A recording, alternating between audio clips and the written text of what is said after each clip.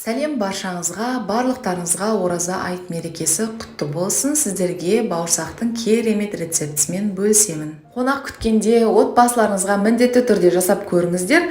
Өйткені олар бір жасағаннан кейін екінші рет тағы да сұрайтын болады, немесе рецептісін сұрайтын болады сіздерден. Өте ұнайды деген сенімдемін. Міндетті түрде жасаңыздар. Ең алдымен ыдысымызға сүтімізді құямыз. Ол жылы болу керек. Үстінен ашытқы, шекер, сұйық май, тұз және мен майонез салдым. Сіздер қаймақ немесе йогурт салсаңыздар да болады. Жақсылап араластырып 15 минутқа бетін жауып қоямын.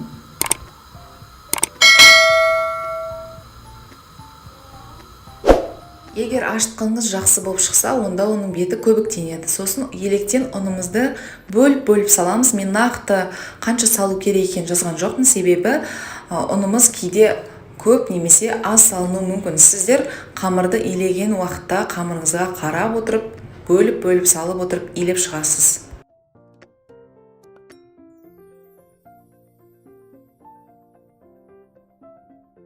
Қамырды қолыңызбен илеген уақытта өзі білінеді. Қолға жабыспайтын, кішкене ғана жабысуы мүмкін, бірақ жұмсақ қамыр шығу керек. Тым қатты болмау керек. Сонда бауырсақтарымыз әдемі жұмсақ болып шығады.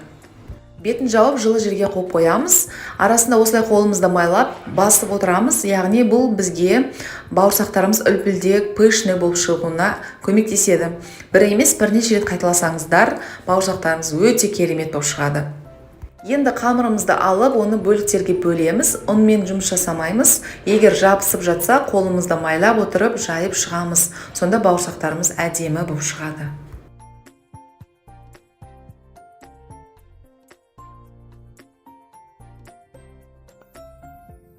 Барынша қамырымызды жұқа етіп жаямыз. Сонда арасында толығымен қамыр болып піспейді. Егер толығымен қамыр болып пісетін бауырсақ ұнайтын болса, сіз сәл қалыңдау жая беріңіз.